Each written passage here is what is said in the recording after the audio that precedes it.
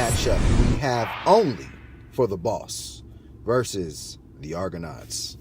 All right, the Boss didn't even bother to set his lineup last week, taking the L because he wants to hang on to all of those Chiefs. Ridiculous as it can be. But after that loss to the Mean Machine, the Boss pretty much knew they were out of the playoff hunt, and at this point they're going to play spoiler, and they would love nothing more than to spoil the Argonauts' 9-1 record and snap their Alpha Conference, their crazy Alpha Conference winning streak that I believe is at 16 games at this point. Russell Wilson gets to start on Monday Night Football for the Boss. He's been playing very, very well. He's finally found his niche. I feel like at times he was trying to figure out whether he wants to be a scrambler or a pocket passer. I think he's found that happy medium and is really helping him carry the Seattle Seahawks team. He's the engine now. It's not just the defense. They used to say, oh, the defense carries him. No, Russell Wilson is that guy. I've been, basically singing his praises, throughout PPL Live today. I'm sure that the Boss will adjust his lineup this week just because he's playing the Argonauts. So Jonathan Stewart will likely head to the bench, and he'll probably get a guy like Ty Montgomery or Jerick McKinnon in there. McKinnon, who's looked pretty good, is in a timeshare with Latavius Murray, who actually looked pretty strong running that football last week. I'm liking the play of the Chiefs. Obviously, they play the New York Giants in New York. New York is the worst team in pro football right now. I mean, they got blew out by the 49ers. That says it all. C.J. Beathard had a great game. That says everything you need to know about what the New York Giants are bringing to the table and the effort that they're putting forth this year. I think that the Kansas City Chiefs roll, and that's going to help the Boss big time in this matchup with the Argonauts because they're going to need some extra points. Davante Adams, he's a guy that has actually been able to maintain his production despite Aaron Rodgers' injury, which is pretty impressive. He and Brett Hundley have a pretty good connection, and that should help the Boss out. Being that, he, like I said, he just wants to score this big upset.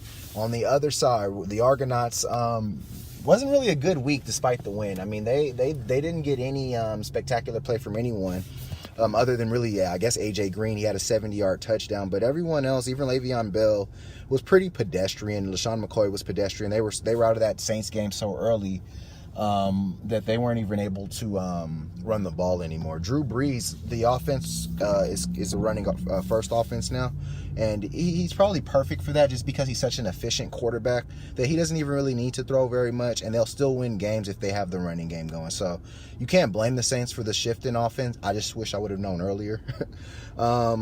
But looking forward to this matchup. I love Carson Wentz at Dallas in prime time. That's going to be a very, very fun game. And it's a must. It's going to be a game that Philly's going to feel like they must win, and Dallas is going to feel like they must win. So you're going to probably get the best out of those two teams. If you do get the best out of those two teams, I really like Carson Wentz to carve up Dallas's defense and to have a solid day. Nathan Peterman is now the quarterback for the Buffalo Bills, meaning that Shady McCoy is probably going to get even more touches, which is pretty funny because he gets a lot of touches already, but they're going to have to run the ball even more. I don't know if this move really helps Shady benching Tyrod, just because Tyrod was a dual threat quarterback, and I think that helped in the running game. But we're going to see against the Chargers rush defense, which is fairly solid. But Shady's probably due for a bounce back performance. He's one of the more elusive backs in the game, and he'll probably look forward to getting back on track. Le'Veon Bell Thursday night against the Titans. Thursday night players are always tricky, but Le'Veon Bell, I mean, he's probably the safest guy to have in any format. I think that he does play pretty well here. He's not scoring very many touchdowns right now, and that's just because the Steelers' offense has been a little bit slowed down. So it's going to be interesting to see how Le'Veon bounces back. With no Richard Sherman on Monday night, I think Julio Jones is going to try to have a big game on prime time, especially since they're going to have to attack Seattle through the air, being that Seattle's run defense is stout and Devonta Freeman is injured. A.J. Green gets another tough matchup with the Denver Broncos defense. Even though they're not playing very well, their corners are still top-notch, and if you have good cornerback play, that can affect A.J. Green. So it's going to be interesting to see how pumped up he is. He seemed pretty pumped after that 70-yard touchdown, especially when guys are saying that he's no good. Guys like Jalen Ramsey calling him out. So I think that AJ, I think he wants to prove a point. And against that Denver defense, that'd be a great place to do so. Jared Cook is a good tight end going forward, especially in that Raider offense. Like I said, that Raiders Patriots game should be very high scoring. The flex position will probably have to be figured out by the Argo later. And then when we look up, you gotta give props to Harrison Butker. That's probably the only Chief that the Argo have to chase all the Chiefs on the boss. The Steelers coach on Thursday night is also probably a decent play for the Argo. That being said, this matchup is actually gonna be a little closer than some think. It opens with a 30-point spread, but I think that the boss will probably make it closer after a few lineup adjustments. I really like the Chiefs against the New York Giants. And I think that this game stays close. But with that being said, the Argonauts probably sneak by. I said they have another performance like last week where they get to about 120. But they, don't get high on that. So I got the Argonauts winning about 121 to the Boss's 110. Moving on to our next matchup. It is the prestige matchup of the week. Big C's Comeback Kids taking on the Mean Machine. Heading into to last week, these were two of the hottest teams in the PPL, and they both were upset big time. Patty's Twins knocking off Big C's Comeback Kids, and Squad Underestimated knocking off the Mean Machine. And I mean, those are rivalry games that they lost. So those are two teams that love nothing more than putting L's on these two teams. That being said, moving forward, these two teams both need this win desperately. On the kids side, the piling up of the injuries is starting to hurt, and the lack of a true running game is starting to hurt. And plugging and playing, while it's effective, it can't win you every week. And that was the case last week against even a poor Twins team. The kids just ran out of answers pretty much. Evan Ingram is going to continue to be a vocal point of this team. Michael Crabtree comes back in what should be a high scoring game. And Mohamed Sanu, I'm liking him more and more every week. I think that he can play a big role in this matchup on Monday Night Football. Kenyon Drake had a 66-yard touchdown run last week, so he's probably a solid play for the kids. And he's also the receiving back, and the Dolphins tend to get behind. So if you're going to have a receiving back, you probably want one on a team that's going to be losing, and the Dolphins tend to do that a lot. Adrian Peterson is the other vocal point of that Cardinal offense. I was singing the praises of Larry Fitzgerald, but AP is probably going to get upwards to 20 to 30 carries. So that should probably help the Comeback Kids. The Minnesota defense, I don't know if they want to go with that defense against the Rams defense, being that that's the number one defense in number one offense, in pro football right now. The Rams offense is a juggernaut. They're the greatest show on real turf right now. The Jags coach is another great play. I like that play. And the kids, I mean, their plays are solid, but they did lose Devonta Freeman, who went down with a concussion. So he's not going to be available Monday night in this pivotal matchup. So it's going to be interesting to see how the Comeback Kids are able to plug and play for injuries. They did pretty well getting Matthew Stafford.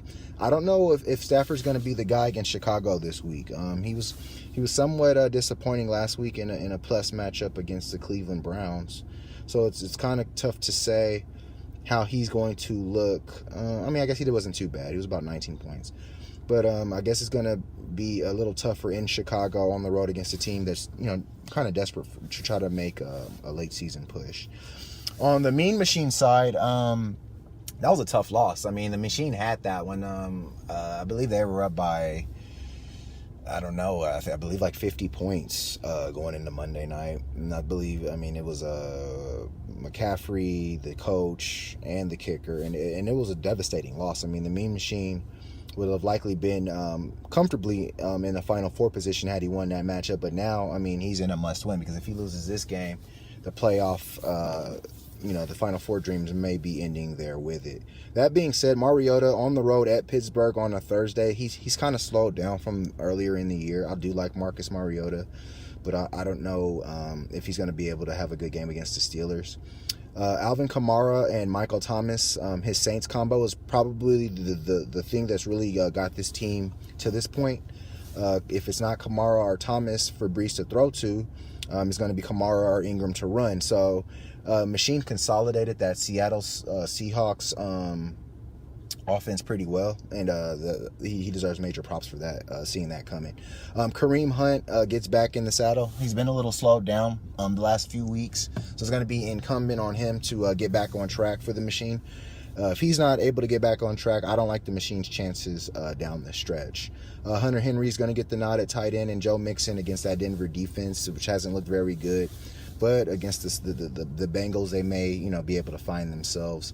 No coach, it looks like, at the moment. I'm sure the machine probably will make that change, being that the Jags coach looks like they got a layup victory. Looking overall at this altogether, this prestige matchup of the week is the toughest to call. I don't want to call it an elimination game, because I think if the kids lose, they still have a couple of Omega games where they can beat the GAF and the ATG to still make the playoffs. So the kids, while this isn't a must-win for them, this is definitely a must-win for the Mean Machine. That being said, this matchup is really tough to call. But if I had to, I would have to say the Mean Machine has the advantage here, just based on the fact that Kareem Hunt, Amari Cooper, Michael Thomas, and Alvin Kamara are true vocal points in the offenses that they're in. That being said, I got the Mean Machine winning this matchup 120-108. So the Mean Machine gets the big victory to close out Week 11 in the prestige matchup of the week, setting up a even more interesting Week 12, where we try to figure out who gets to go to the Final Four. One really good team will be left out. So set those lineups, get ready for the weekend, and good luck. And may the odds be ever in your favor.